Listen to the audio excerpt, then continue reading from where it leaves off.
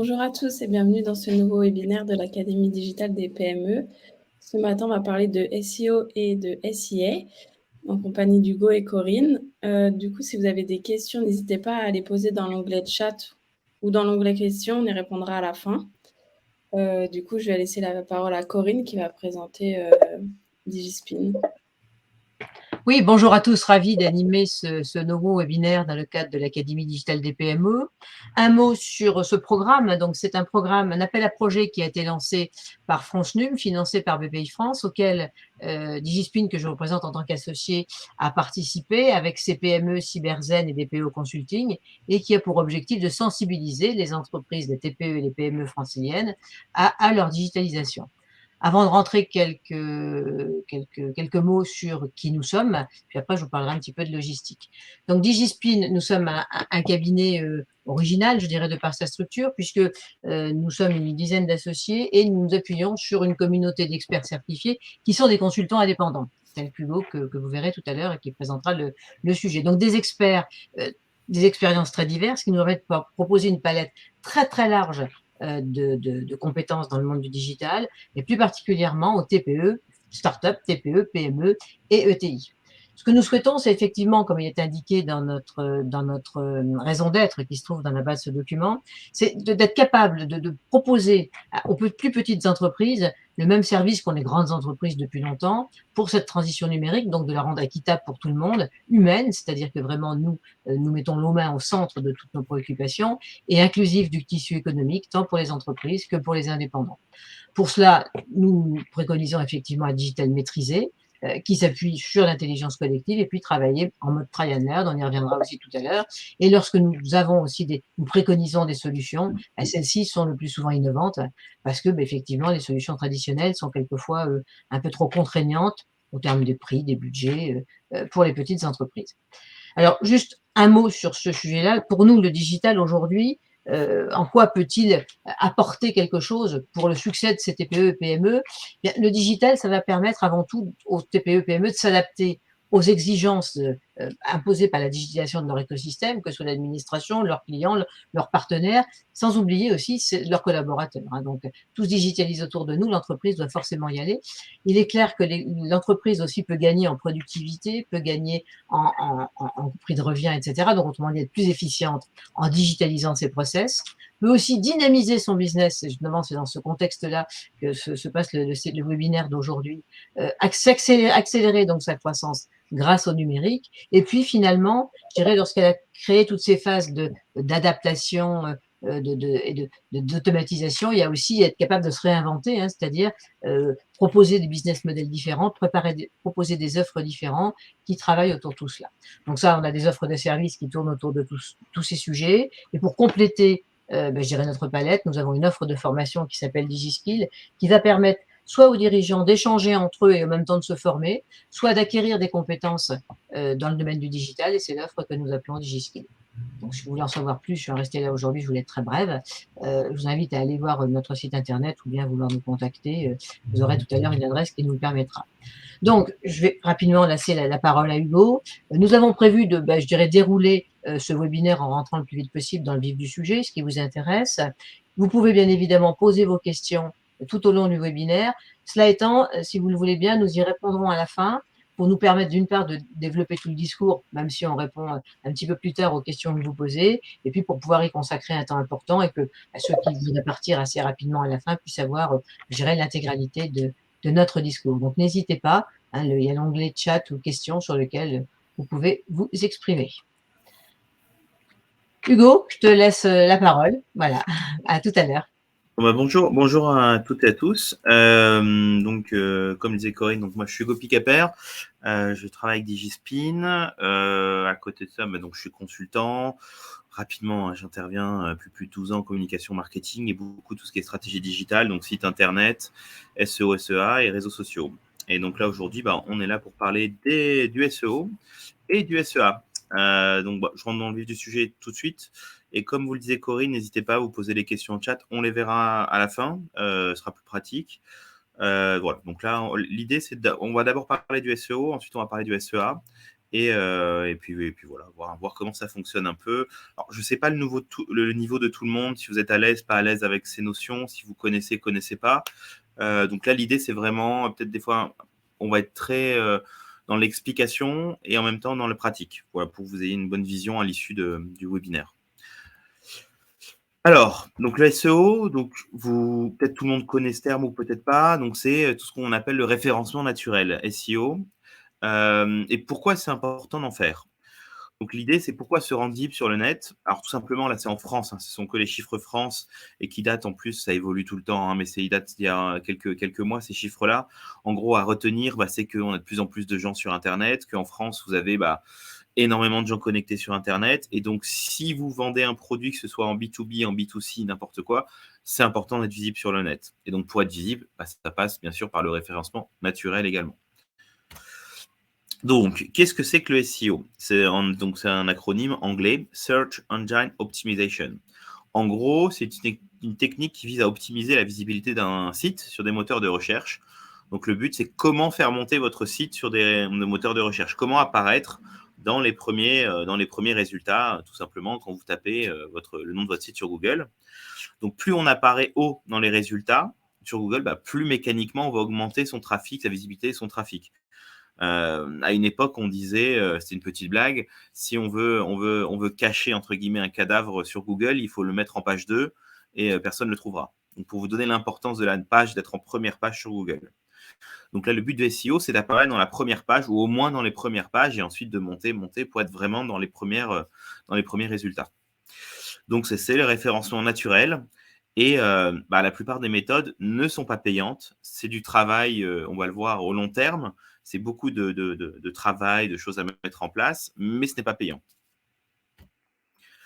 Donc ça, c'est un exemple. À gauche, vous avez le SEA. On va en parler après tout à l'heure. Donc SEA, c'est tout ce qu'on appelle la publicité, tout simplement. Et à droite, c'est un exemple de SEO. C'est vous tapez, donc là j'ai pris l'exemple de Gucci Paris, hein, mais si vous tapez n'importe quoi, ce qui va apparaître et le positionnement, c'est dû au SEO. Que vous soyez numéro 1, numéro 2, numéro 3 sur Google, c'est dû au SEO tout simplement. Donc, important à savoir que le SEO, c'est la première source de trafic des sites Internet. Donc, on considère que 30 à 50% des visites d'un site proviennent d'un moteur de recherche. Donc, ce n'est pas que dû aux réseaux sociaux. Ce n'est pas que dû à de la publicité. Ce n'est pas que dû à vous envoyer un email et les gens cliquent dessus. La plupart, entre 30 et 50%, donc on peut dire quasiment presque la majorité, viennent de votre référencement naturel. Donc, que vous ayez eu des actions ou pas, les gens vont taper sur Google votre nom et vont venir vous chercher. Donc, en France, on est plus ou moins obligé de passer par Google et donc de s'adapter un peu à ces méthodes, puisque Google correspond à plus de 93% des parts de marché. Donc, on est vraiment sur le leader du marché. Et donc, du coup, si on veut faire du référencement naturel de qualité, on est obligé de s'adapter un peu aux techniques de Google, aux méthodes, au fonctionnement de Google. Bien sûr, il y a d'autres moteurs de recherche et le SEO a son importance, eux aussi le prennent en compte. Mais comme Google domine le marché, il faut en priorité passer par Google pour avoir un bon référencement naturel. Et donc, du coup, sur Google, on parle d'algorithmes. Je passe rapidement sur cette slide, hein, c'est un peu technique, mais en gros, il faut retenir que Google, c'est pas juste un navigateur de recherche comme ça. C'est qu'il y a des algorithmes derrière qui filtrent en permanence ce que vous allez voir, les recherches que vous voyez, et ils s'amusent au sein de Google à donner des noms différents. Donc, il y a eu des versions de leur algorithme, Panda, Pingouin, etc. Là, en ce moment, on est sur une version qui s'appelle Smith. À retenir, en gros, c'est juste que c'est des versions. On est sur de l'intelligence artificielle qui, en permanence, va analyser ce que vous tapez, ce que tapent les internautes pour les orienter vers la bonne page. Et donc, en gros, c'est juste que vous devez vraiment encore plus travailler votre référencement naturel, avoir des méthodes bien adaptées pour monter dans les places sur Google. Voilà, retenez juste ça, c'est pas très important en détail de connaître tous les noms des algorithmes. Donc, l'objectif de Google, c'est de proposer à l'internaute la meilleure réponse à sa requête. Donc, le but de Google, c'est que les gens soient contents, utilisent Google, cliquent dessus et vont sur un site Internet. Et ne pas qu'ils quittent Google ou qu'ils passent trop longtemps à chercher, etc. C'est de délivrer ce service de rapidité. Donc, du coup, le Google veut vraiment proposer l'information la plus pertinente et complète qui correspond à un contenu de qualité. On va revenir là-dessus après. Qui aura été préféré par d'autres internautes. Donc, c'est-à-dire que s'il y a un lien votre site internet a été déjà visité par plusieurs personnes depuis Google, bah, ça envoie un bon signal à Google. Et donc, il aura tendance à vous remonter dans les classements par rapport à d'autres. Voilà. Et donc, si vous avez une réponse qui est déjà présente sur un site qui est reconnu comme légitime, donc un site légitime, pareil, c'est un site qui a déjà été vu, revu, qui a eu qui est cité par d'autres sites internet, etc. Ça, on pourra peut-être en parler dans les questions-réponses, si vous voulez, dans les techniques de référencement. En gros, comment fonctionne Google? Simplement, en permanence, vous avez ce qu'on appelle des robots Google, on peut dire une intelligence artificielle maintenant, qui scanne le web en permanence. Et il va regarder tout ce qu'il trouve. Donc, il passe sur votre site internet, XYZ, et il va scanner tous les liens de votre site internet. Donc, ça veut dire la page contact, la page accueil, la page boutique, la page qui sommes-nous, etc. Il va les scanner, et notamment la page blog. Il les scanne, il les indexe, et donc, c'est comme ça qu'on peut les trouver sur Google. Il va créer cet index pour les voir apparaître. Et ensuite, dans les moteurs de recherche, c'est lui qui va restituer ces pages et on va avoir ce lien cliquable qui apparaît tout simplement. Donc, en permanence, votre site est scanné par Google. Donc ça, vous ne pouvez pas vous y opposer. Enfin, on peut des techniques, mais disons que notre intérêt, si on est là ensemble, c'est d'apprendre à donner de la bonne nourriture à ce robot pour qu'il vous fasse monter dans le référencement Google. Et quand un client ou un prospect tape le nom de votre site ou le nom de votre entreprise, il vous trouve rapidement, tout simplement. Alors, nouvel acronyme, la SERP. Alors bon, c'est rien de révolutionnaire, hein, c'est la Search Engine Results Page. Donc en gros, ce qu'il faut retenir, la SERP, c'est la page quand vous tapez le nom de quelqu'un, d'une entreprise, c'est la page de résultat. Donc là, je vous ai mis l'exemple. En gros, si je tape Digispin sur Google, eh bien, tout ce qui apparaît, c'est ce qu'on appelle la SERP. Donc voilà, donc vous pouvez vous en servir, vous savez maintenant que c'est la SERP. Donc en gros, c'est juste que c'est toutes les informations qui sortent sur la première page sur Digispin. Donc par exemple, à droite, je vais avoir des photos. Je vais avoir le contact, site web, itinéraire, et toute la partie de gauche j'ai le lien LinkedIn, j'ai le site internet, on voit qu'on parle de Digispin sur un communiqué de presse sur relationspubliques.pro. Et puis, si j'aurais pu descendre plus, toutes les informations. C'est ce qu'on appelle la SERP à retenir, parce que je vais en parler un peu après. C'est la page d'affichage des résultats Google. Ça s'appelle SERP. Voilà. Enfin, c'est l'acronyme qu'on utilise en marketing. Donc, maintenant qu'on a parlé un peu de SERP, comprendre les résultats de recherche. Un résultat, donc ça, vous allez avoir un titre, une URL. Donc, URL, c'est le lien Internet pour se connecter au site. Une description. Donc, vous avez là, comme vous le voyez sur l'exemple, vous avez pour Nike, découvrez de nouveaux modèles en exclusivité et commandez en ligne. Ça, c'est la description. Et des site links, qui sont des pages profondes du site avec un peu plus de contenu qui vont apparaître. Donc là, on a par exemple obtenez moins 25% sur tout. Bon, alors là, je vous ai mis un exemple, c'est les publicités, mais ça fonctionne un peu pareil, donc c'est un peu plus poussé. Des fois, quand vous tapez un site internet, il n'y a pas que le site directement, vous avez 2 ou 3 niveaux en dessous qui sont des sites que Google a jugé, enfin des pages que Google a jugé utile de mettre en avant, tout simplement. Et puis, vous avez sur le côté droit des résultats universels gratuits, par exemple, Google My Business. On l'a vu pour Digispin, c'était Google My Business. Ça, on peut en parler après si jamais vous avez des questions là-dessus. Ou Wikipédia dans le cas de Nike. Donc, c'est Wikipédia qui s'affiche directement à droite. Ça, vous avez dû le voir également. Donc, à savoir, le référencement naturel, ce qui fait que vous allez pouvoir progresser donc, sur la page, donc sur le SERP, cette page d'affichage. Il y a beaucoup d'éléments à prendre en compte. On considère qu'il y a plus de 200 critères au total. Et l'algorithme de Google est un peu opaque là-dessus. On sait comment s'en servir, on sait comment l'alimenter, comment lui faire plaisir, mais on ne sait pas tous les détails exactement. C'est un peu la recette secrète de Google. Donc l'idée, il faut jouer avec, il faut travailler avec, et il faut avoir un site le plus qualitatif possible et bien travailler là-dessus. Donc en gros, il y a 3 gros piliers à connaître pour être bien référencé. Donc, toute la partie technique, donc ça veut dire votre nom du site. Donc il faut un nom simple si possible, pas à rallonge avec des tirets partout, des chiffres, etc. Bon, ça, je pense que vous le savez. Parce que le nom du site va impacter l'URL, donc le lien pour se connecter. Ensuite, l'hébergement. Pareil, si vous avez un site lourd, mal hébergé, compliqué, hébergé sur un serveur, on a du mal à se connecter, etc. Et on retrouve donc le lien avec le poids des pages. Si vous avez des vidéos lourdes, des photos lourdes, ça Google n'aime pas. Parce qu'il va dire ce site est trop long et à se charger. Donc il va l'enlever, il va le faire baisser, il va vous punir, entre guillemets, ou sanctionner là-dessus. Bon, en gros, c'est toutes les parties techniques, il faut retenir, voilà, Plus vous avez un site moderne, adapté, mis à jour, navigation facile, et ben plus Google est content. Ensuite, vous avez toute la partie contenu. Donc, vous allez avoir les mots-clés.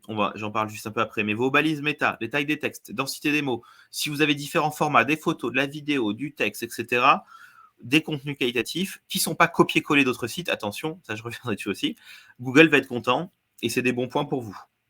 Et pareil, après, il y a tout ce qu'on appelle la popularité. Donc, ça va être maillage interne, donc c'est faire des liens entre les pages.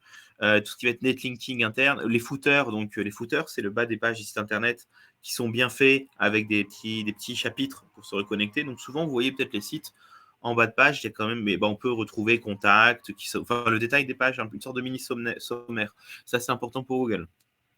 Après, vous avez le netlinking. Donc, netlinking, c'est si vous mettez, il y a des liens, des sites internet autres que le vôtre, qui envoient vers votre site. Ça, c'est des points bonus. Donc, par exemple, je sais pas, imaginons que vous faites un article, on parle de vous dans Le Monde, le journal, et ils mettent votre site internet. Et ça, c'est très bien vu par Google. C'est valorisé. Ça vous fait gagner des places dans le SEO, en termes de SEO. Pareil, les sources de liens. Si vous mettez des liens sur votre site internet et vous citez Le Monde, Les Échos et autres, c'est plus valorisé que si vous citez le blog de votre cousin de 10 ans, quoi, grosso modo. Et pareil, les liens vers les réseaux sociaux, si vous avez des réseaux sociaux qui fonctionnent, qui sont assez actifs, Google peut s'en rendre compte et ça fait des points bonus. Bon, là, c'est vraiment un petit détail, mais il y a beaucoup de choses. Mais pour vous donner une idée de quels sont les éléments en SEO que Google prend. On va rentrer un peu plus dans le détail sur maintenant la stratégie de contenu. Vous avez compris, il y a ces 3 piliers, technique, contenu, popularité. Mais le principal, je pense que la technique, pour moi, c'est un peu basique. Enfin, on veut tous un site internet et je pense que c'est votre objectif d'avoir un site internet de qualité, rapide, efficace. Surtout maintenant, on est à l'ère des smartphones et tout le monde se connecte, etc. Donc, je passe sur le point popularité. On peut en reparler. C'est vraiment des liens, des échanges à faire, des réseaux sociaux, voilà, bien précis d'où vient. Mais le point le plus important du SEO, et qui est central ici sur ma slide, c'est le contenu. Il faut vraiment un contenu de qualité. Et comment ça se fait? On va mettre en place une vraie stratégie de contenu pour ça. Alors, donc le but, on appelle ça, oui, en anglais, on appelle ça le content marketing. L'idée, c'est créer du contenu qui va être pertinent et utile pour plaire à votre cible, à vos clients, à vos prospects, etc.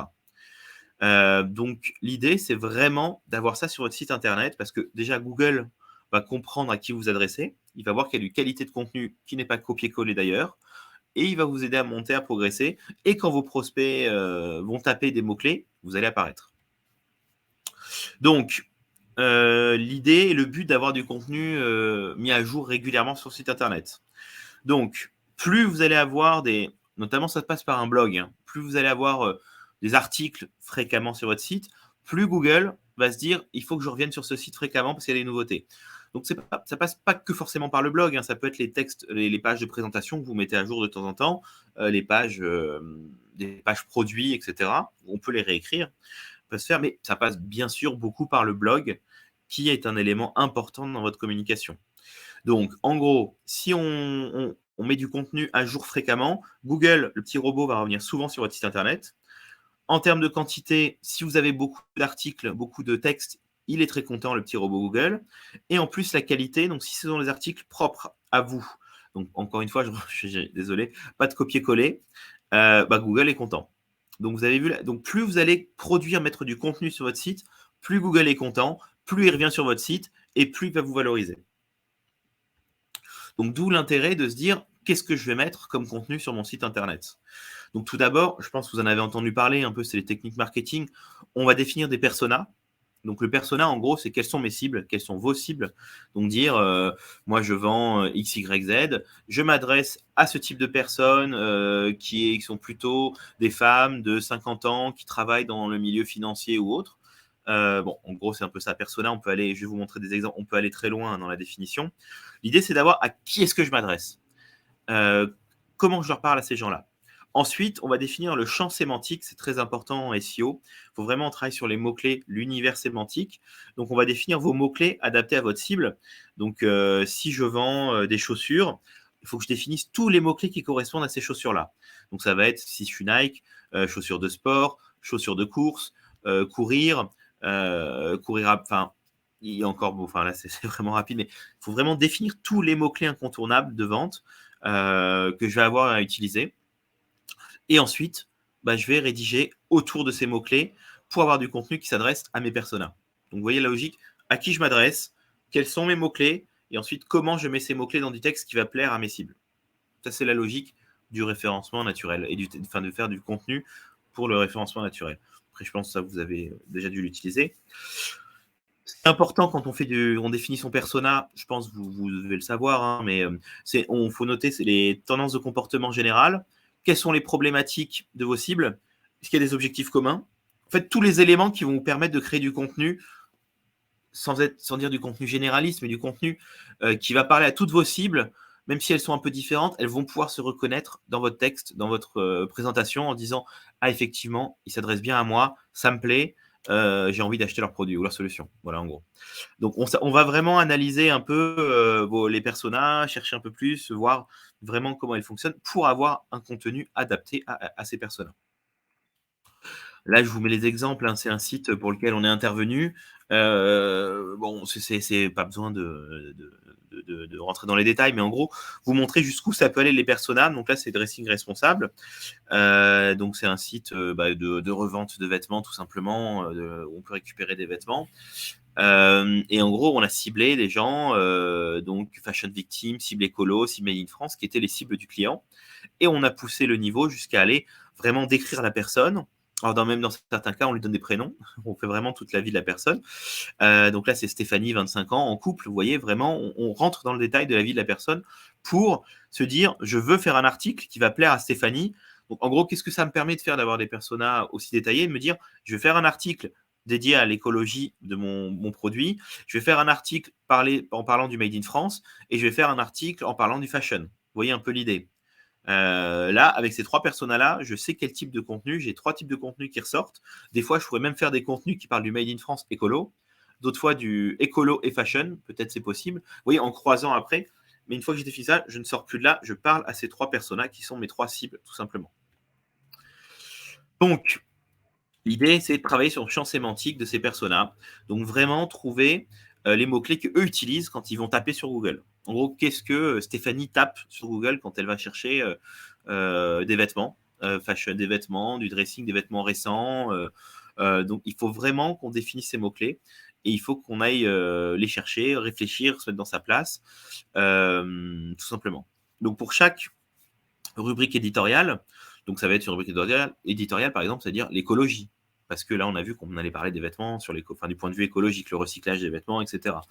Donc, on va pousser un peu plus loin le curseur et on va vraiment définir une dizaine de mots-clés. Ça peut être plus, ça peut être un peu moins, mais faites attention. Donc, ça va être écologie vêtements, fashion écologie, recyclage de vêtements. Vous voyez, toujours des mots-clés en lien avec votre activité et en lien avec votre persona. On va se faire des listes, donc n'hésitez pas à vous faire des petites listes, vous les mettez de côté, ça peut vous les garder, hein, ça peut être un document Word, un Excel ou autre. Et vous allez vous en servir. Et le but, c'est de dire ces mots-clés, il faut qu'ils soient utilisés et qu'ils apparaissent dans vos documents, dans vos contenus. Ouais, voilà, c'est ça. Ouais. Sur les mots-clés, important à retenir pour Google, il y a 2 grandes familles de mots-clés. Peut-être vous l'avez vu quand vous tapez sur Google, vous faites des recherches. Il y a tous les mots-clés qu'on va dire génériques. Donc, c'est des mots-clés plutôt courts. Donc, par exemple, là, je vous mets l'exemple, c'est chaussures Nike. Ou des mots-clés long tail, donc c'est un anglicisme encore, mais on va dire des mots-clés à rallonge qui comportent 4, 5, 6 mots. Donc, par exemple, chaussures Nike Air Jordan rouge. Ça peut être intéressant pour vous positionner si vraiment vous avez un produit, là c'est le cas des chaussures Nike Air Jordan rouge, parce qu'il y a des gens qui vont chercher exactement ce produit. Donc, tout dépend de ce que vous vendez de votre service. Si vous vendez un logiciel, peut-être des gens vont taper logiciel comptable pour ordinateur Windows. Bon, c'est un exemple. Peut-être, ça peut être. Enfin, encore une fois, il faut se mettre un peu dans la peau de vos cibles. Qu'est-ce qu'elles tapent là-dessus? Et donc, pour trouver ça, notamment, vous avez. On vous l'a mis dans les annexes parce que peut-être c'était un peu long pour en parler. On a des logiciels, on a des outils qui nous permettent à ce jour de dire, de trouver les mots-clés que vont taper les gens, tout simplement, pour vous trouver. Alors, outre, il y a vous, faire une recherche vous-même, réfléchir, peut-être discuter avec certains de vos clients, avec vos collègues, voir un peu ce que les gens tapent.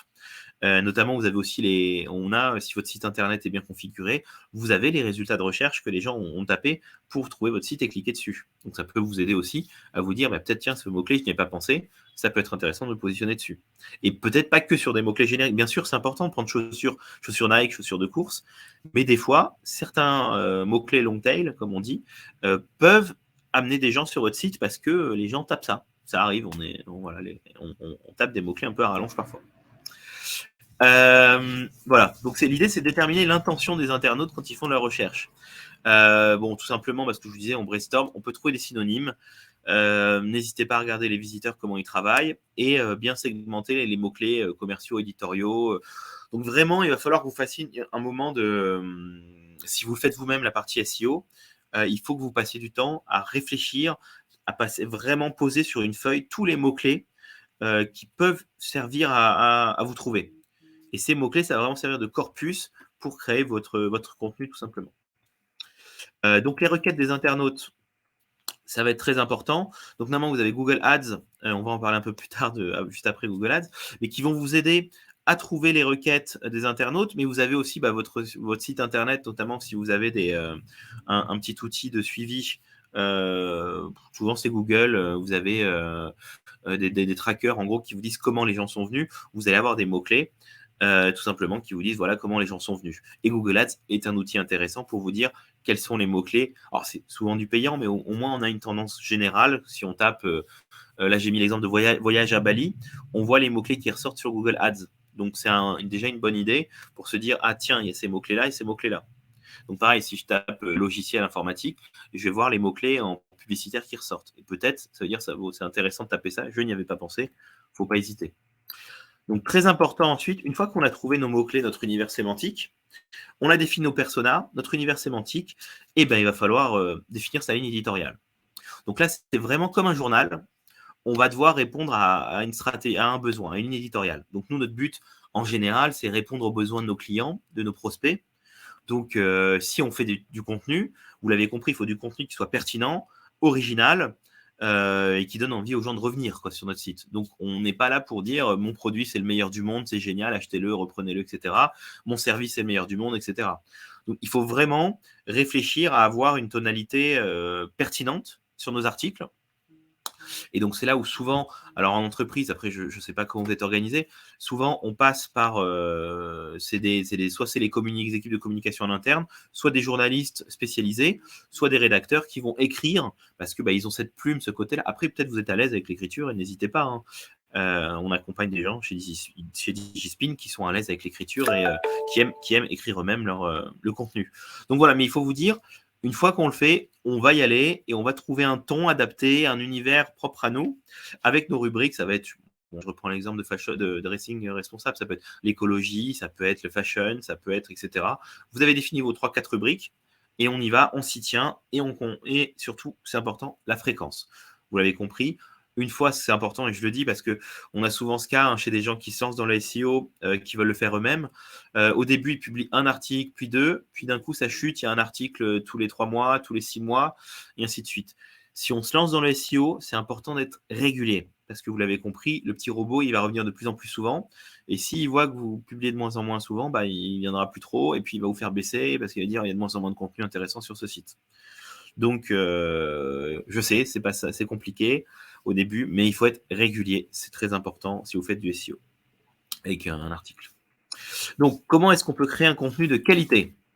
Alors, il n'y a pas vraiment de règles en termes de volume. On s'est rendu compte, pareil, c'est un peu la recette magique de Google, mais on s'est rendu compte qu'un texte de 900 mots minimum, donc moi, je recommande 1000 mots en général, un minimum à mes clients, 900 mots a plus de chances d'être vu par Google, par le robot Google. Donc, c'est-à-dire et c'est vrai qu'on s'en est rendu compte encore récemment, quand on fait 500, 600 mots, souvent, on n'est pas pris en compte par l'indexation, ça ne fonctionne pas bien. Donc, voilà, pensez à ça. Donc, régulier. Donc, faites attention à ce que je vous disais, j'insiste là-dessus. Google tient compte des dates de mise à jour. Donc, publier, ça finira par payer, ça c'est important. Et ce n'est pas parce que vous avez fait 3 articles, vous n'êtes pas remonté dans le classement Google que c'est mauvais. Ça met du temps. Encore une fois, le SEO, en général, pour avoir des effets de référencement naturel, ça peut prendre 2, 3, 4 mois. au début. Donc, vous voyez, c'est vraiment quelque chose dans la durée. Donc, il faut s'accrocher et il faut y aller. Le SEO, malheureusement, c'est pas comme ça. Vous n'allez pas avoir des effets tout de suite. Donc, original et unique, important. On ne copie pas. Google se rend compte si vous avez copié-collé un texte d'un autre site et là, vous êtes sanctionné. Pareil, sémantiquement, donc vos mots-clés, votre univers de professionnel, bien construit. Donc, il faut des titres et des sous-titres. Donc, quand vous l'écrivez, c'est important. Là, je ne rentre pas dans les détails là-dessus, mais c'est important. Vous avez notamment un éditeur de texte sur votre blog en général qui vous propose de mettre titres et sous-titres, des H1, ce qu'on appelle H1, H2, etc. C'est important parce que ça va dire au robot Google, ça c'est mon titre, ça c'est mon sous-titre, sous-titre, sous-titre, sous-titre. Et ce qui permet de dire au robot que votre texte est structuré. Et en fait, plus le texte est structuré, plus Google est content. Voilà, tout simplement. Ensuite, riche, essayez d'utiliser des synonymes, des variantes, montrer que le niveau de langue est un minimum élevé, tout simplement. Donc, attention à Google pour ne pas se faire référencer. On ne duplique pas du contenu. On ne met pas 100 fois le même mot dans une page. Donc, ce n'est pas parce que vous avez trouvé vos mots-clés et que vous en êtes content qu'il faut les répéter 100 fois. On ne va pas mettre de texte caché. Ça se faisait à une époque. Les gens ils mettaient du texte sur des sites internet et qui n'apparaissait pas. Enfin, en gros, ils le mettaient en couleur, soit la couleur blanche ou noire pour qu'on ne le voit pas. C'était des techniques un peu de hacking, enfin entre guillemets, pour progresser sur Google il y a quelques années. Maintenant, ça ne marche plus. Ça peut être identifié par Google. Donc, faites attention. Et avoir des liens erronés. Donc, si sur votre site, vous faites des liens vers d'autres pages ou entre des pages et que les liens ne sont pas bons, et ben Google peut vous sanctionner aussi là-dessus. Donc, faites attention. Donc, pour résumer, un contenu unique, bien conçu et votre site internet qui est mis à jour régulièrement. Voilà. J'espère que ça a été. SEO. Maintenant, on parle, donc n'hésitez pas, si vous avez des questions, on en parle juste après. Là, je vous parle du SEA. Donc, SEA, tout simplement, c'est la publicité sur Google. On la voit tous les jours, hein, vous la vivez, vous la voyez tous les jours. Donc, je vous donne juste quelques chiffres à retenir. 20% des gens qui utilisent Google ne cliquent jamais sur les annonces Google Ads. Donc, c'est-à-dire que 80% des gens cliquent sur les annonces Google Ads. Donc, vous vous rendez compte, on a 8 personnes sur 10 qui vont cliquer sur les annonces. Même vous avez déjà dû cliquer sur des annonces Google Ads volontairement ou involontairement. Donc, vous voyez la puissance de la publicité sur Google. Et en plus, la publicité, vous le voyez, nous met en premier, on apparaît en premier au-dessus des meilleurs en SEO, entre guillemets. Si on paie, on apparaît devant eux. Donc, on peut vraiment accaparer des places comme ça.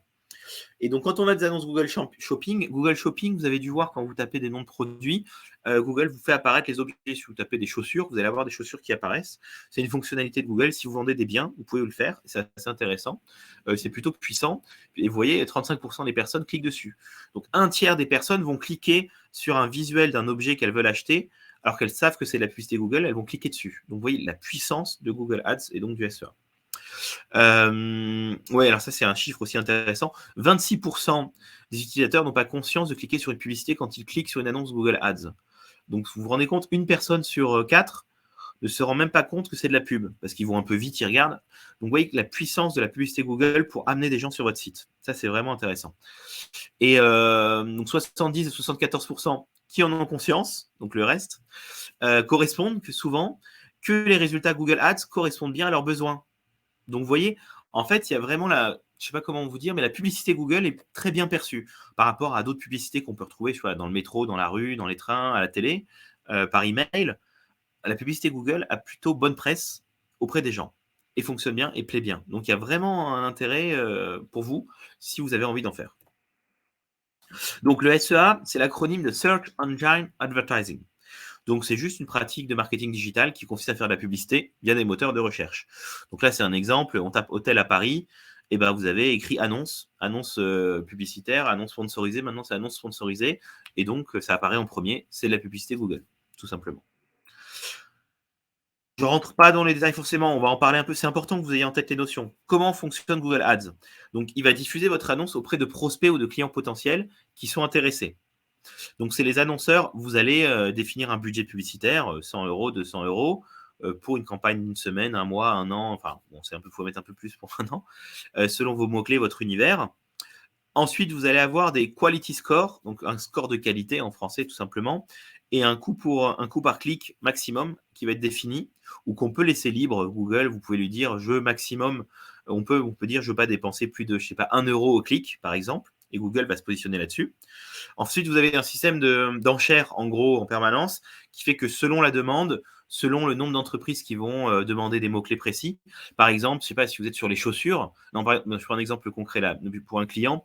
Sur les lunettes de soleil, il veut vendre des lunettes de soleil, c'est la période des lunettes de soleil. Et ben, on est sur une très forte demande parce que toutes les marques se positionnent sur le mot-clé lunettes de soleil. Et en gros, ça vaut une fortune. On est sur des montants. Le clic, qui vaut, selon les moments, 2, 3, 4, 5, 6, 7, 8 euros, des fois même plus.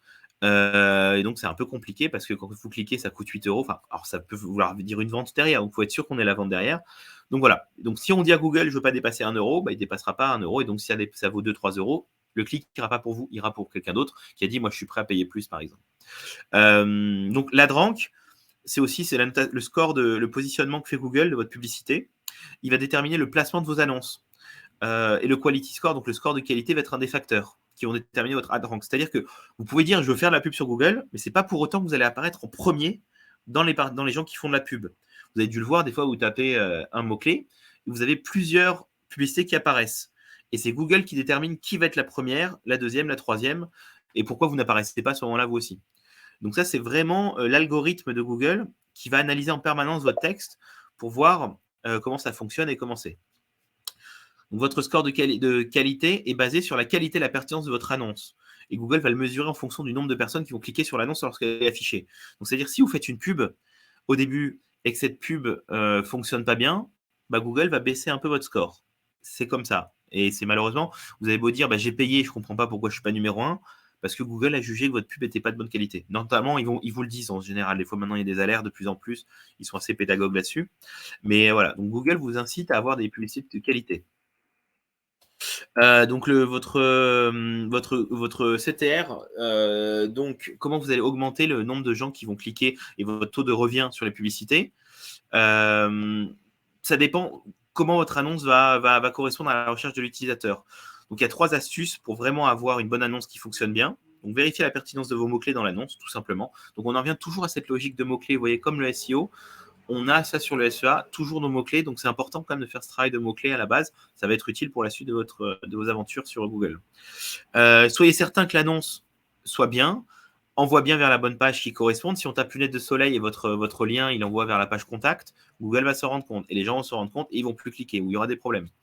Et maximiser l'expérience. Donc, quand ils vont sur les pages de destination, il faut que les pages soient qualitatives, etc. Google arrive à suivre et à dire combien de temps les gens restent sur votre site, combien de temps ils sont passés sur la page, etc. Donc, vous voyez, faire de la pub, il faut quand même que tout soit, on va dire, nickel, c'est un peu fort, mais soit bien agencé pour que ça fonctionne et que ça plaise aux gens.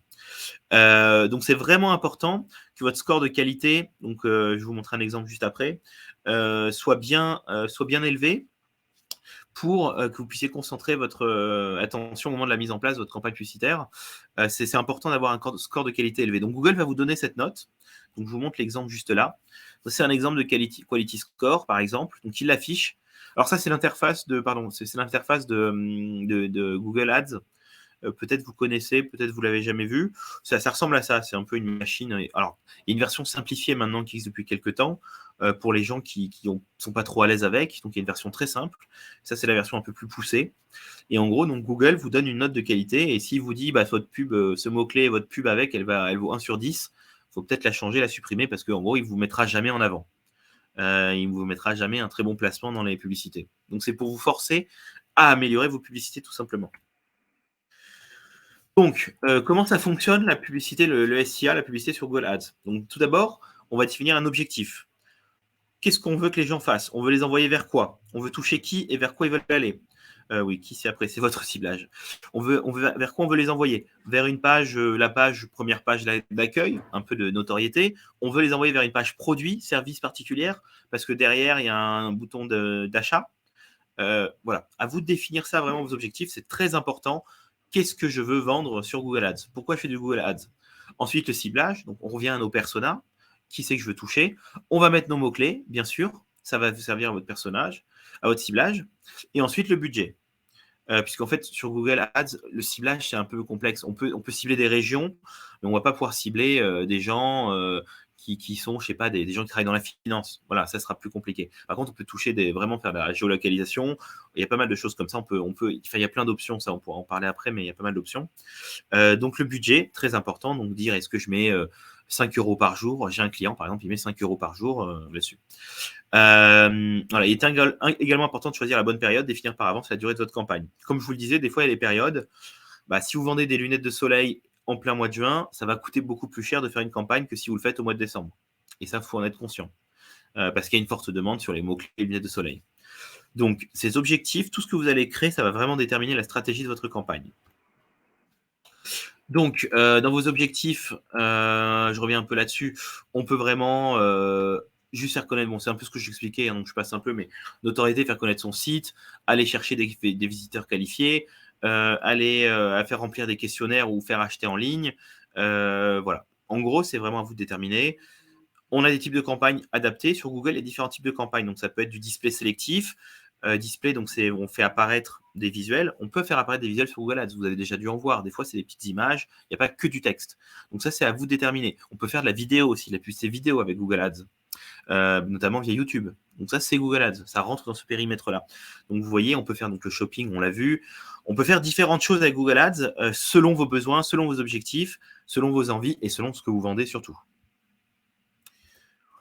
Donc, le ciblage des mots-clés, peut-être c'est un peu trop technique là-dedans, vous me direz. C'est très important les mots-clés sur Google Ads, puisque c'est la base. Google Ads, avant d'avoir les vidéos, les images, c'était vraiment du mot-clé, du mot-clé, du mot-clé. Donc, soit on met des mots-clés exacts, ce qu'on appelle exact match, soit on peut mettre des expressions exactes. Donc, voilà, vous définissez, je veux que les gens qui tapent chaussures Nike, ils aient ma pub. Ou alors, je mets les gens qui tapent chaussures de sport, chaussures de running par été en été, je sais pas, ils apparaissent. Après, on peut mettre vraiment des mots-clés très larges avec des variants, des synonymes. On peut aller très très loin dans les mots-clés. Vraiment, alors c'est un travail, ça prend du temps, mais on peut vraiment définir tout un périmètre sémantique. Vous voyez, au pluriel et au singulier. En plus, il faut jouer avec ça. Attention, les expressions, les mots. Donc, on peut vraiment, et si on fait une bonne campagne SEA, on peut définir tout ça pour être sûr d'avoir les gens qui vont taper, encore une fois.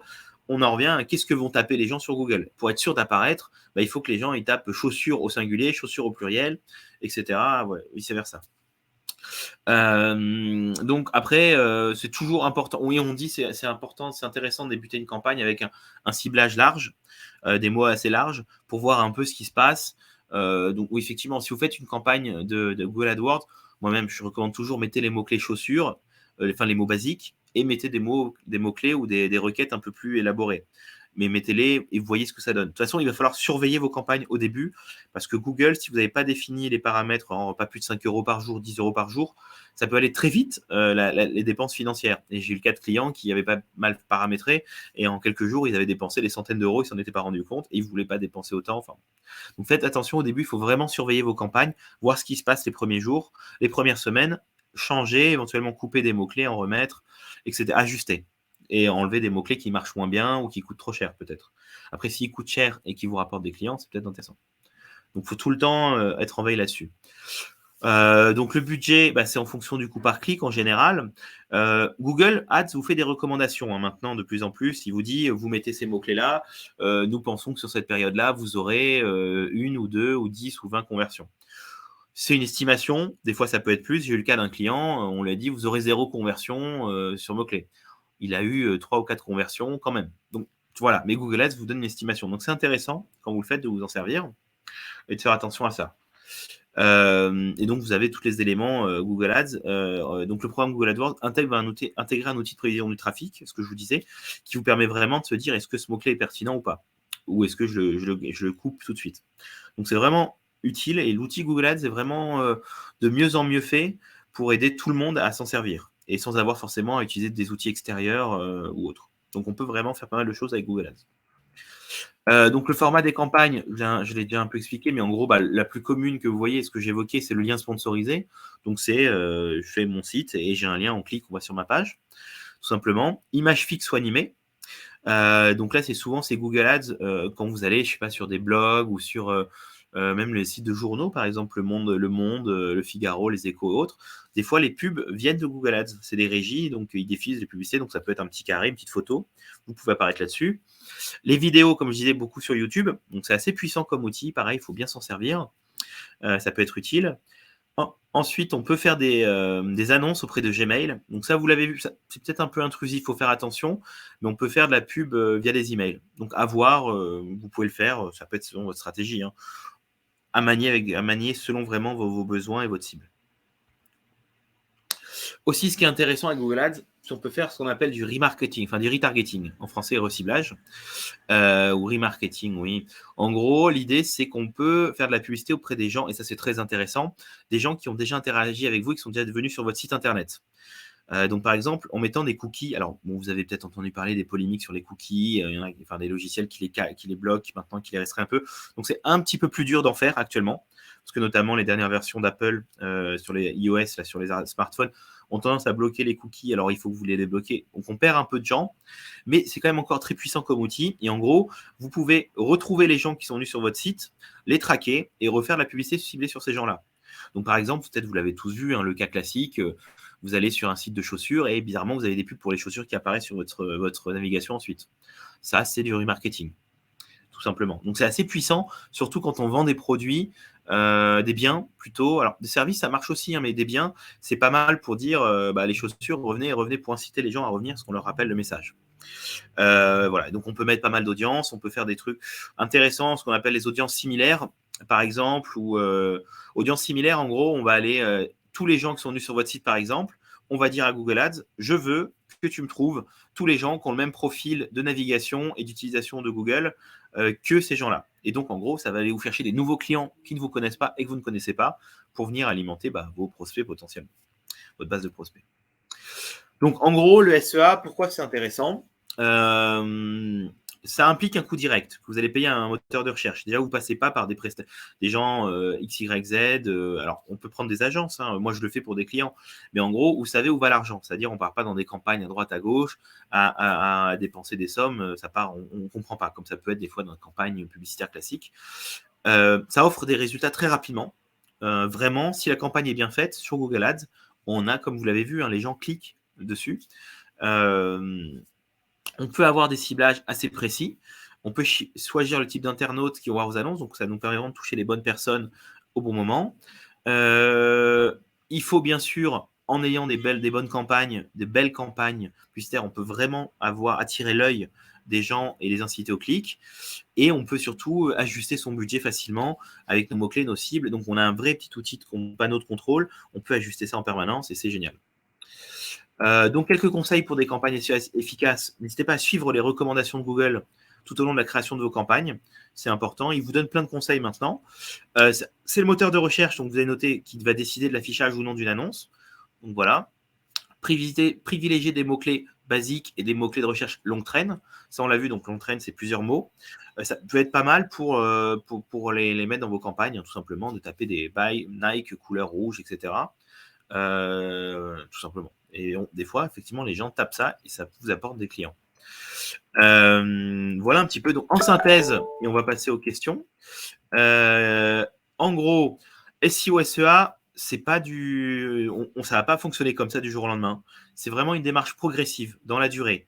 Il faut vraiment essayer, donc try and learn.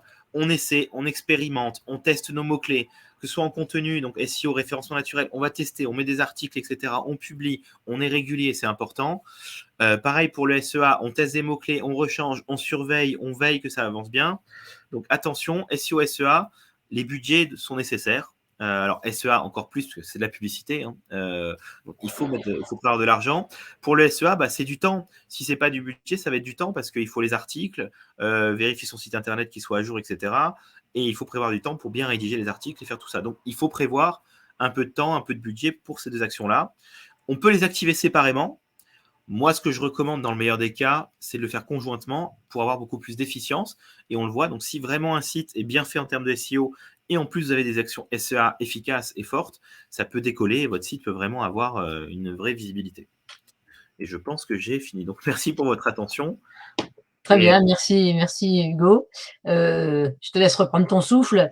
Je dirais qu'a priori, bon, vous avez vu, Hugo a parlé assez vite pour justement pouvoir aller au bout du contenu très très riche et précis qu'il vous a donné. Il a fait référence à 2-3 annexes, vous les aurez dans le support, hein, lorsqu'il vous sera diffusé. Vous verrez qu'il y a aussi comment dirais-je, des données encore plus détaillées en annexe pour pouvoir justement vous permettre un petit peu d'avancer tout seul et de trouver différentes idées. Donc, n'hésitez pas à nous poser vos questions. Là, on vous a donné quand même pas mal d'informations. Est-ce que parmi vous, par exemple, il y en a certains qui ont déjà testé, qui ont été un peu déçus? On aimerait bien aussi savoir, chatter un petit peu. Comme on ne peut pas ouvrir le micro, on est en mode webinaire, donc n'hésitez pas à nous faire part de vos retours aujourd'hui ou les questions que vous pourriez vous poser. Vous ne l'avez pas fait parce que vous pensez que, est-ce qu'il y a des a priori ou des freins aujourd'hui qui vous empêchent d'y aller? Et puis est-ce que vous êtes bien convaincu que de toute façon, il n'y a pas vraiment le choix si on veut apparaître, hein, comme Hugo nous l'a dit? Au moins commencer avec des budgets pas forcément phénoménaux, mais au moins regarder un petit peu ce que ça donne, notamment si vous êtes nouvel entrant. Parce que, c'est aussi des questions qu'il faut se poser quand on part de zéro. C'est pas parce qu'on fait un site internet que même qu'il va, être référencé tout de suite. Donc quelquefois, le fait de payer, va faire justement monter, et va vous faire décaler l'activité. Donc c'est des rythmes aussi qu'il faut trouver entre ces deux modalités qui sont, effectivement efficientes lorsqu'elles sont bien manipulées toutes les 2, avec le dosage qui va bien, quoi. Alors j'ai pas vu de questions jusqu'à maintenant. C'est la première qui est des fois un petit peu difficile à poser. N'hésitez pas, hein, c'est des questions, on y répond. Si vous avez, même si ce qui vous a été dit était clair, je pense que vous avez quand même peut-être des interrogations sur la manière de vous y prendre ou sur, des choses que vous n'avez peut-être pas comprises aussi. On a été assez vite pour pouvoir vous donner cette matière. Il y a peut-être des choses que vous souhaitez que nous reprécisions?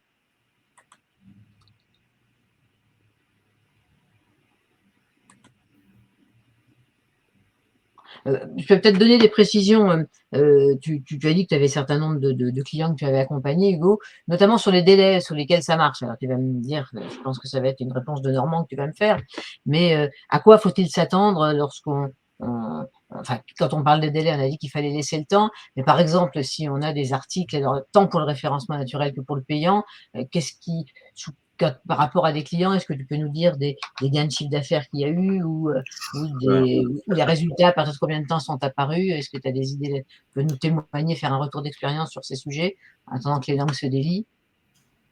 Non, c'est réponse de Normand, comme tu dis, mais ça dépend vraiment de l'activité, de la motivation, du budget qu'on met aussi sur. Enfin, c'est deux sujets tellement différents en termes de SEO et de SEA et complémentaires, donc ça dépend vraiment de la motivation. Mais ce qui est sûr et certain, ça fonctionne, ça va attirer du monde. Vous allez le voir, de toute façon, les SEO, vous allez le voir sur les niveaux de fréquentation de votre site internet, hein. C'est assez flagrant quand vous commencez, plus vous mettez d'articles. Vous allez voir des gens qui se connectent régulièrement. Vous allez voir monter le nombre de connexions. Donc ça dépend, tout dépend des actions que vous mettez, de la motivation derrière, du budget que vous mettez peut-être en Google Ads aussi. Google Ads, ce qu'on dit en général, Google Ads, ça coûte assez cher, faut le savoir, hein. Cher, tout est relatif, hein. Oui, En c'est gros, vrai. on est sur des coûts au clic. Alors c'est rarement en dessous de 1 euro et on est plutôt entre 3, 4, 5, 6 euros, hein. Alors ça dépend, des fois on a de la chance, on est entre 1 et 2 euros, 3 euros, mais souvent c'est voilà, 3, 4 euros, 5 euros le clic Google Ads. Donc il faut l'avoir en tête aussi. Donc c'est-à-dire qu'avec un budget, si on prévoit 100 euros de budget Google Ads, on est un peu limité. Si on prévoit un peu plus, on peut faire plus de choses. Bon, alors quand on parle des budgets, de toute façon, comme tu dis, ça peut paraître assez cher, mais encore une fois, il faut toujours relativiser. Là, il y a un coût Oui, par clic, mais si on j'ai a des commerciaux qui doivent aller sur des salons, qui doivent aller faire du porte-à-porte, ou si on doit envoyer des campagnes emailing, ou si on doit faire un tas de choses, il y a toujours des coûts commerciaux pour générer du lead. Donc, ce qu'il faut regarder, en fin de compte, c'est avoir des coûts qui soient raisonnables par rapport à votre proposition de valeur. Parce que, bon, effectivement, tu parlais tout à l'heure de l'exemple en B2C de vente de lunettes de soleil. Enfin, d'ailleurs, je ne sais pas s'il est vendu en B2C ou en B2B, peu importe, mais ça dépend effectivement du prix de ce que vous vendez. Parce qu'un euro peut paraître dérisoire pour certains et très fort pour d'autres, ou des choses comme ça. Ah Donc, bah oui, toujours oui, la là, mettre en c'est ça. perspective, hein. Bah, Alors, on a eu une remarque de quelqu'un, Eric, qui nous dit: «Pas vraiment de question de ma part, nous avons l'objectif de refondre notre site. J'avais surtout besoin d'informations pour comprendre les sujets à intégrer à notre réflexion pour cette refonte». Oui, Je pense que effectivement, si on fait le meilleur moment de faire du SEO, c'est quand on fait une refonte de site ou quand on fait un nouveau site, parce qu'on part de zéro et du coup, on va intégrer dans le contenu du site dès le début nos mots-clés. Donc c'est vraiment intéressant, c'est l'occasion, une refonte de site, c'est une très bonne occasion. Souvent, quand on fait une intervention SEO pour un client XYZ, on lui recommande, hein, de toute façon, une refonte du site en termes de contenu, hein. Je ne parle pas de l'interface et de la mise en forme, du graphisme, mais c'est vraiment important et c'est un peu le b.a.-ba de dire on va réécrire tout le site avec nos mots-clés partout, etc. Donc Et oui, aussi, c'est tu as important. parlé des personas aussi, c'est aussi quelque chose d'important parce que, quand on refond son site, Mmh. ce qu'il faut, c'est que chacun puisse y trouver son compte. C'est-à-dire que si, par exemple, dans l'offre que vous avez une offre, qui s'adresse à un public, par exemple, je dis un petit peu n'importe quoi, artisan, et que par ailleurs, vous en avez une offre qui se met pour des professions libérales, chacun d'eux n'aura pas forcément la même chose parce qu'ils n'auront pas les mêmes Ouais. problématiques à gérer. Donc ça veut dire que quand vous faites effectivement votre, oui, il y a des œuvres bien pour voir tout ce qu'il peut avoir comme sujet, et beh, c'est important de savoir un petit peu segmenter ses publics, segmenter ses offres et segmenter aussi ce que Google aimerait Oui. bien. Alors, on a une question de Sophie. Elle a reçu une offre de Google plusieurs fois, 400 € à dépenser pour faire une pub. Oui, alors ils font souvent ça, hein, 400 €, c'est beaucoup en général. Moi, j'ai connu 60, 80 €, oui, c'est les 80 souvent. 80, 100, bah, 400, c'est une bonne opportunité. J'ai envie de vous dire, prenez-la, Sophie. Encore une fois, calez-la bien. Donc, vous avez compris, hein, ça peut partir très vite, 400 € si vos mots-clés sont très chers. Donc faites attention, configurez bien vos annonces. Mais oui, c'est une opportunité pour vous tester un peu. 400 €, ça permet, je pense, de faire un bon test Google Ads, avoir des petits résultats et voir ce que ça donne. Donc effectivement, c'est intéressant. Donc acceptez-la et ça n'engage à rien d'autre derrière, je crois de mémoire, ce genre de choses, quoi, tout simplement.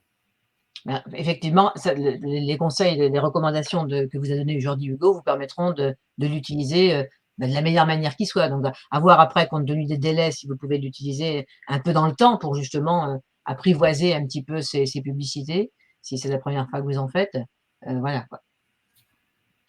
Alors y a-t-il d'autres questions, d'autres remarques? Je poursuis un petit peu sur notre slide. Si certains d'entre vous, souhaitent nous poser des questions, plus particulières à leur contexte ou, des choses comme ça, une adresse internet pour nous les poser, n'hésitez pas, à nous les poser. C'est de cette manière-là qu'on pourra peut-être y répondre et j'en profite aussi pour aller sur, vous montrer un petit peu quelles sont les annexes qu'il y aura dans le support qui vous sera remis. Effectivement, des choses un peu plus techniques, au niveau des mots-clés, hein. Chaque page qui doit être automatisée avec la manière de les rebaptiser, les choses comme celle-ci. Derrière, comment trouver ces mots-clés? Hugo, vous avez parlé d'outils. Donc là, il en a cité un certain nombre. Si tu souhaites ajouter quelque chose, Hugo, n'hésite pas. Non, non, bah, après, il y a différents outils. Il y a des outils là que vous voyez, vous pourrez aller vous promener dessus pour trouver des mots-clés en plus, vous aider. Euh, qui sont, bon, il y en a des connus, des SEMrush et des Yoda qui sont très utilisés. Donc voilà, il y a plein d'outils pour vous aider à trouver les mots-clés si vous avez des doutes ou des questions, des interrogations, vous hésitez, vous vous dites il me manque des mots, bah, il y a plein d'outils qui existent actuellement pour compléter votre univers sémantique, tout simplement. Alors, il y a un outil aussi enfin, des outils que moi j'utilise, je suis chargée des fois c'est moi qui suis chargée pour Digispin de mettre les articles sur notre blog lorsqu'on en a, et cetera. Il y a des conseils qui peuvent être donnés par des logiciels qui peuvent être installés, au niveau de votre CMS, enfin de la gestion de contenu de votre site internet, qui vous permettent de dire, bah, effectivement, votre titre est trop long, vous avez oublié de mettre ci, vous avez fait des phrases trop longues, vous avez fait bah, pour plaire le plus possible à Google, il y a des fois des recommandations, qui peuvent être faites et qui aide bien aussi, ce type d'outil aide bien au rédacteur, quoi, pour le rédacteur. Voilà, puis là, c'est l'arborescence pour expliquer un petit peu aussi de quelle manière on trouve ces mots-clés. Donc les annexes portent essentiellement sur la partie des mots-clés. Alors, on a une question de Christophe. Je viens de travailler le SEO de mon site avec un expert. Le site apparaît en première page de Bing, mais lorsque je clique l'icône site web, j'ai un message comme quoi la page est introuvable. Oula, alors ça doit être un problème d'indexation. L'icône site web, donc dans la barre de recherche sur Bing. Alors déjà, être numéro 1 sur Bing, bon, comme je vous disais, hein, c'est Google, malheureusement, la priorité, ou heureusement, la priorité à ce jour. Donc, il faudrait voir où vous apparaissez sur. Mais si vous avez un problème comme quoi la page est introuvable, je pense que c'est un problème de lien et de construction du site internet. Faudrait que je vois le lien et que je vois l'icône site web, voir sur quoi vous cliquez. C'est un peu dur de vous répondre comme ça, mais je pense Vous que c'est pouvez nous envoyer je vous conseille, Christophe, d'envoyer un message à l'adresse ADPME Digispin @io et puis, on transmettra les éléments à Hugo. C'est un site ouais. générique, ne vous inquiétez pas, c'est moi qui l'ai et on verra avec Hugo, il vous répondra de manière plus précise parce que là, c'est un petit peu difficile de voir comment on peut répondre à ce type de questions. Mais ça fait partie des vérifications effectivement, c'est pas parce que, il y a des fois des choses qui sont un peu, Mm. Nous sommes arrivés à l'heure de fin de ce webinaire. Donc, écoutez, merci d'y avoir assisté. Merci de votre attention. On espère que, en tout cas, les sujets ont su vous donner suffisamment d'informations pour avancer. On reste à votre disposition. Je reste sur cet écran-là. N'hésitez pas à nous revenir vers nous ou à avancer. Vous recevrez je pense que je vais laisser la parole à Marine pour la suite maintenant. Oui, merci Hugo. Oui, vous allez recevoir le lien du replay par mail avec la présentation ainsi qu'un questionnaire de satisfaction. Donc, c'est important pour nous que vous y répondiez. Voilà, sinon on se retrouve jeudi prochain, le 30 juin, avec comme sujet la prospection sur LinkedIn. Donc, n'hésitez pas à vous inscrire. Voilà. Et puis, il y aura encore 2 autres webinaires avant les vacances. Hein, donc un sur la cybersécurité et puis un sur, en quelque sorte, on parle de transition numérique. Donc c'est vrai qu'on l'aborde souvent par différents volets, mais il y a le volet aussi sur l'obsolescence de votre système d'information, c'est-à-dire que on s'est rendu compte qu'il y a un certain nombre de clients qui nous disent les logiciels que j'ai répondent plus à mes besoins, sont plus maintenus, qu'est-ce qu'il faut que je fasse? On me met la pression un petit peu de tous les côtés. Pour finir la session du premier semestre 2022, c'est le sujet que DigiSpin traitera le 6 ou le 7 juillet, je ne sais plus exactement la date, mais voilà. Le 6 juillet, exactement. Merci à tous, en tout cas, pour votre attention. Merci. Et à très bientôt. Merci à tous. Au revoir. Au revoir.